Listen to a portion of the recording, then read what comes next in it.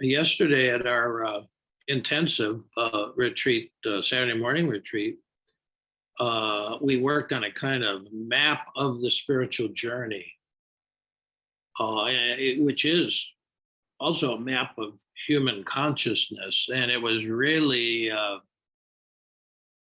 great group to work with. We sat 4 times, 20 minutes. So we sat 4 20-minute periods. And then we had just really a good community meeting after that at the conclusion of our retreat.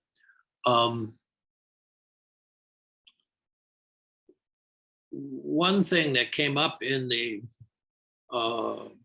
offerings in the community part were more than one person said they had a hard time explaining what's going on. They had a hard time explaining to somebody else why they would come to this group.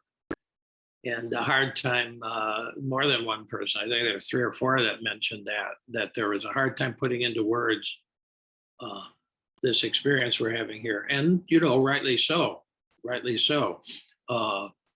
We have a model of that in today's Lenten readings. It's Jesus goes up to the mountaintop with the usual guides that he brings along with him when things are going to get heavy, James, John, and Peter. And they had this, it's called the Feast of the Transfiguration, where they saw this incredible image. Jesus and Moses and Elijah, and Jesus was like whiter than snow, and it was a radiant thing, sort of like what happened to Merton on the street corner. It was that kind of thing. They saw Jesus transfigured, transformed into what he really was. Well, at first they were afraid, and then after that they were just hooked on it, and they said, gee, let's just build tents and hang out here. And Jesus said, no, we got to go back down to all the others, back down, from contemplation, a contemplative experience, back into the world, into the world where action needed to be done. So that's very interesting. But on the way down, he said, and by the way, don't try to explain this to anybody, which was very interesting. He said, don't try to explain this, because A, people aren't going to understand.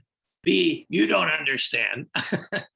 Because we're going to, it's like, trying to explain a 20-minute period of just contemplative practice. But he said, don't, they were like hooked on the image of it, you see. They were hooked on the experience. Humans can do that. And he said, no, that wasn't the way. You have to let that go. We have to go back. It'll sink into you. It took a long time to sink into the apostles. 50 days, Pentecost, after the whole incredible Holy Week and the Paschal Mystery takes place. It took them 50 days, which just means it took them some time to integrate this. So part of what we were talking about yesterday was that this is a long-term process, and we go through many stages of integration, and you don't try to rush it, and actually you're drawn into it, and it comes in time. So you have to have a lot of patience in a way, a lot of patience with not knowing what the hell's going on. I got an email from one of the participants, and this said, well, you're really asking me to take this reckless leap into the unknown beyond thought. And it was brilliant. I said, yeah, absolutely. That is that last stage. That is formal contemplation, really, because you take this reckless leap beyond thought every time you catch yourself thinking and you let the thought go. It is reckless. And I looked up reckless a long time ago because it came up in a Gerard Manley Hopkins poem, and I was trying to figure out what he was working with. Beyond wreck, he said. And it's the old English word that reckless comes from, and reckon comes from. It just means to reckon, to calculate before you leap. And, at one point, 10 minutes or so, will just hit the bell and you leap or you don't. You know, you leap into the unknown because nobody knows what's coming. If you've paid any attention at all, I'm sure all of you have, to a sitting period, no idea what's going to happen. You don't know what movie is going to be there. You're going to the movie theater. You have no idea what's showing tonight, you know. Double feature, triple feature, Rocky Horror Show. You don't know what it's going to be. And that takes a certain amount of courage to pursue that. And that also builds. It's also one of the fruits of this work is you become more courageous and not all at once.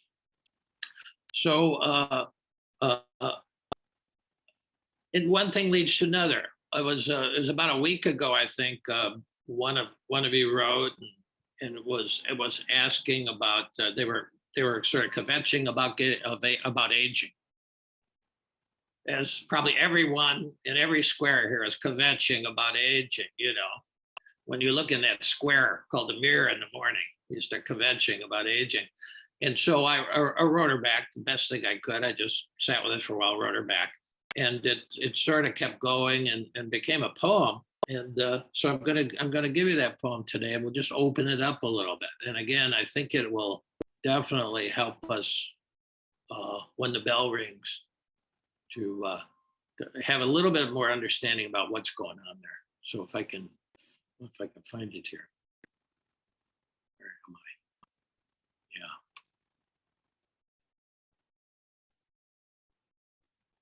Yeah. I was writing this morning about aging.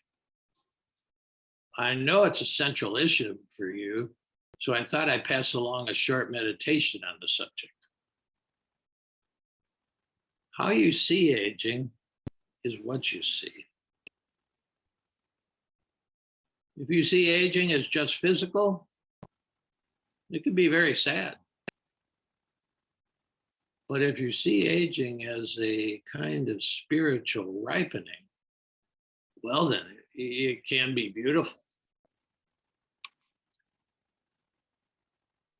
That was a huge insight I received by reading the Beatitudes in Aramaic, the original language of Jesus. The Beatitudes, the core teachings of Jesus, describe 8 stages of becoming wholly human and thus wholly divine. Each beatitude begins with the word in Aramaic, tuveim, which means ripening. So these are these 8 stages of ripening. He was laying out his own map. My grandmother shut the door on the world 3 times a day, morning, noon, and night. And in her Italian devotional way, she simply laid thoughts aside. That's what ripens a person. We can forget the taste, or who can forget the taste? Who can forget the taste of an absolutely ripe peach? Who can forget the taste of an absolutely ripe peach? That's where the way of contemplation leads. You become a sweet, luscious, fully ripe human being. So keep taking the time every day to shut the door on the world and simply lay your thoughts aside for a while. Just putting your green, peachy self on the windowsill in the sun.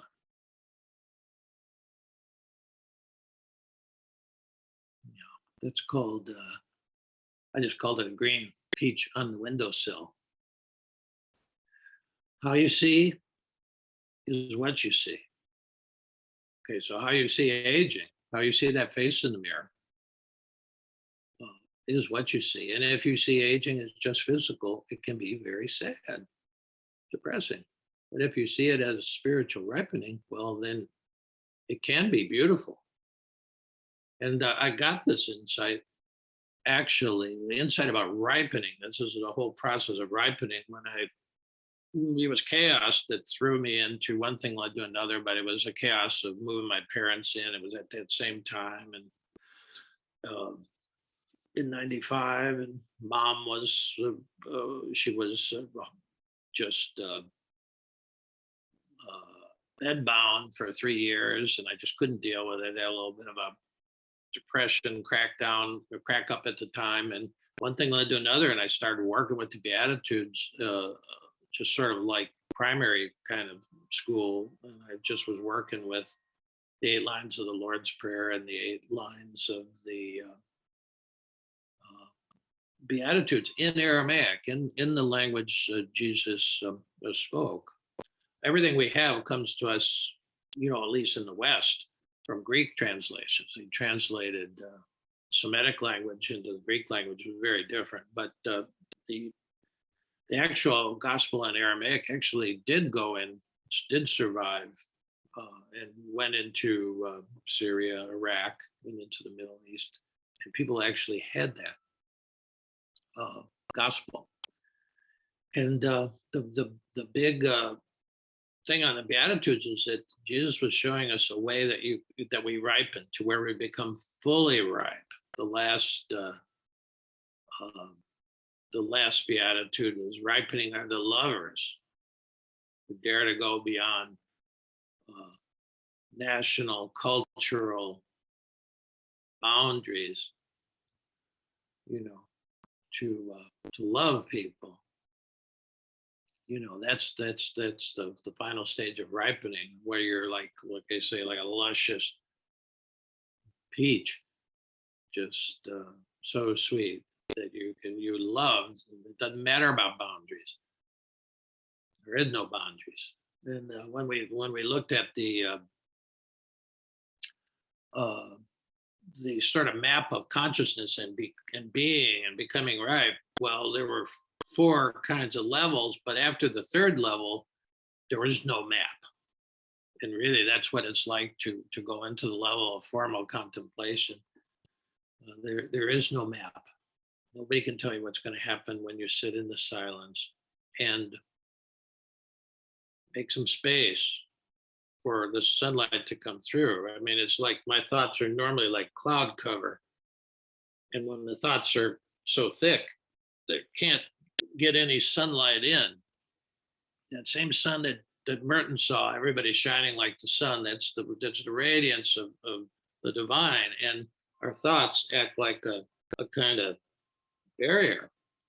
So just the act of, it's hard to understand in our culture, the act of doing nothing and the act of actually dropping things, how having less would actually make your life richer, is something it's hard to understand in the consumer culture. It's not hard to sit in the silence, and when you catch yourself thinking, you let the thought go. That's not really hard.